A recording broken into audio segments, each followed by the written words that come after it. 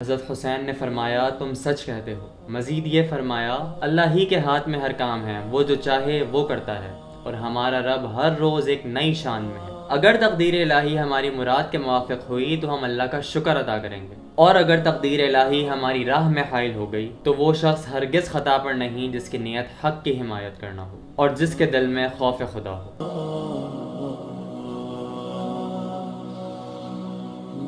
دوسرے روز ابن عباس رضی اللہ تعالیٰ عنہ دوبارہ تشریف لائے اور فرمایا کہ میرے بھائی، میں صبر کرنا چاہتا ہوں لیکن صبر نہیں آتا۔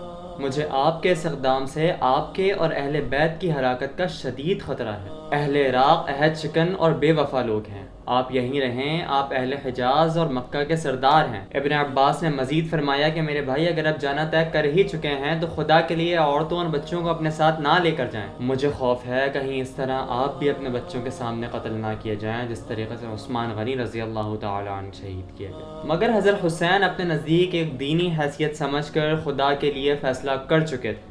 مشورہ دینے والوں نے ان کو خطرات سے آگاہ کیا، مگر مقصد کی اہمیت نے ان کو خطرات کا مقابلہ کرنے کے لیے مجبور کر دیا، اور ذی الحج کی 3 یا 8 تاریخ کو سن 60 ہجری میں آپ نے کوفہ کے لیے رخصت اختیار کی۔ اس وقت یزید کی طرف سے مکہ کا حاکم عمر بن سعید مامور تھا۔ اس نے آپ کو روکنے کے لیے کچھ افراد بھیجے، لیکن حضرت حسین نے واپسی سے انکار کیا اور آگے بڑھ دیا۔ راستے میں فرزوق شاعر عراق سے آتا ہوا ملا۔ حضرت حسین نے اہل کوفہ اور اہل عراق کے بارے میں دریافت فرمایا۔ کہنے لگا اہل عراق کے دل تو آپ کے ساتھ ہیں، لیکن ان کی تلواریں بنو امیہ کے ساتھ ہیں، اور تقدیر تو آسمانوں سے نازل ہوتی ہے، اور اللہ تعالیٰ جو چاہے وہ کرتا ہے۔ حضرت حسین نے فرمایا تم سچ کہتے ہو۔ مزید یہ فرمایا اللہ ہی کے ہاتھ میں ہر کام ہے، وہ جو چاہے وہ کرتا ہے، اور ہمارا رب ہر روز ایک نئی شان میں ہے۔ اگر تقدیر الہی ہماری مراد کے موافق ہوئی تو ہم اللہ کا شکر ادا کریں گے، اور اگر تقدیر الہی ہماری راہ میں حائل ہو گئی تو وہ شخص ہرگز خطا پر نہیں جس کی نیت حق کی حمایت کرنا ہو اور جس کے دل میں خوف خدا ہو۔ عبداللہ بن جعفر رضی اللہ تعالیٰ عنہ نے جب حضرت حسین رضی اللہ تعالیٰ عنہ کی روانگی کی خبر سنی تو فوراً ان کو ایک خط لکھا جس کا مضمون یہ تھا: میں خدا کے لیے آپ سے سوال کرتا ہوں کہ آپ میرا خط پڑھتے ہی مکہ کی طرف واپس لوٹ آئیں۔ میں محض خیر خواہانہ عرض کر رہا ہوں کیونکہ مجھے آپ کی ہلاکت کا خطرہ ہے، اور خوف ہے کہ آپ کے سب اہل بیت اور اطہار ختم کر دیے جائیں۔ اگر خدا نخواستہ آپ آج ہلاک ہو گئے تو زمین کا نور بجھ جائے گا، کیونکہ آپ ہی مسلمانوں کے آخری پیشوا اور ان کی آخری امید ہیں۔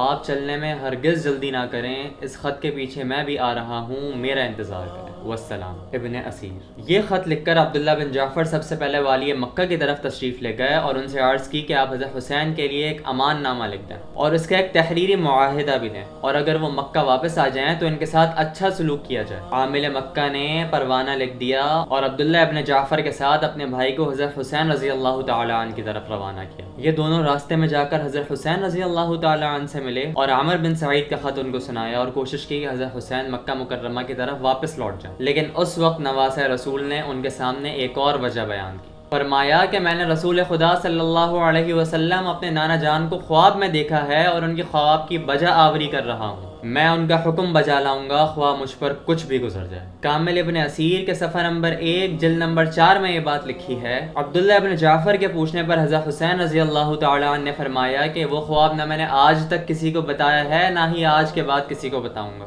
یہاں تک کہ میں اپنے پروردگار سے نہ جا ملوں۔ بالآخر حضرت حسین کے عزم و حوصلے کی دیوار کے سامنے کوئی کھڑا نہ ہو سکا اور حضرت حسین نے کوفہ کی راہ اختیار کی۔ ابن زیاد جو کہ کوفے پر حاکم اس لیے مقرر کیا گیا کیونکہ حضرت حسین کے مقابلے میں سخت سمجھا گیا، جب حضرت حسین کی روانگی کی اطلاع ملی تو اپنے پولیس کے افسر کو روانہ کیا کہ قادسیہ پہنچ کر مقابلے کی تیاری کرے۔ حضرت حسین جب مقام حاجر پر پہنچے تو انہوں نے ایک خط لکھ کر کوفہ والوں کے لیے روانہ کیا جس میں اپنے آنے کی اطلاع دی اور جس کام کے لیے کوفہ آنے کی ان کو دعوت دی گئی تھی اس کی پوری کوشش کرنے کی یقین دہانی کرائی گئی۔ قیس جب یہ خط لے کر قادسیہ پہنچا تو وہاں پہلے سے ابن زیاد کی فوج تعینات تھی، ان کو گرفتار کر کر ابن زیاد کی طرف پہنچا دیا گیا۔ ابن زیاد نے ان کو حکم دیا کہ قصر عمارت کی چھت پر چڑھ کر نعوذ باللہ حضرت حسین رضی اللہ تعالیٰ عنہ پر لعن طعن کرے۔ قیس چھت پر چڑھ گئے اور اللہ کی حمد و ثنا کے بعد بآواز بلند کہا: اے اہل کوفہ، حضرت حسین بن علی رسول خدا صلی اللہ علیہ وسلم کے نواسے اور حضرت فاطمہ رضی اللہ تعالیٰ عنہ کے صحابزادے ہیں اور اس وقت خلق خدا میں سب سے بہتر ہیں۔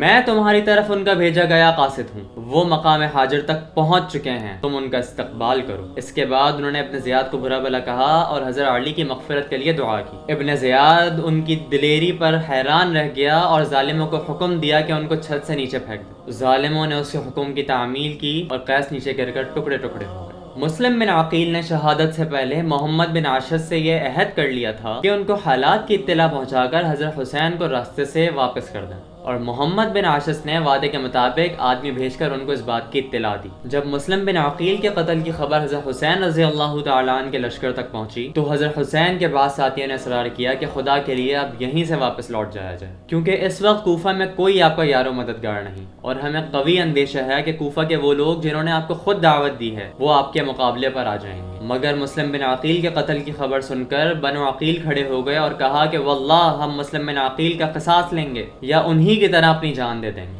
حضرت حسین اب تک تو سمجھ ہی چکے تھے کہ کوفہ میں ان کے لیے کوئی گنجائش نہیں اور نہ ہی اس دینی مقصد کا کوئی امکان ہے جس کے لیے یہ عزم لے کر چلے تھے، لیکن مسلم بن عقیل کے قتل کی خبر اور بنو عقیل کے اصرار کے بعد فرمایا کہ اب اس کے بعد ان کی زندگی میں کوئی خیر نہیں۔ بعض ساتھیوں نے یہ عرض کیا کہ آپ کی شان مسلم بن عقیل سے کہیں زیادہ ہے، ہمیں امید ہے اور یقین ہے کہ اہل کوفہ جب آپ کو دیکھیں گے تو آپ کے ساتھ ہو جائیں گے۔ یہاں تک کہ لشکر آگے بڑھا اور مقام زیالہ پر پہنچ کر پڑاؤ ڈالا۔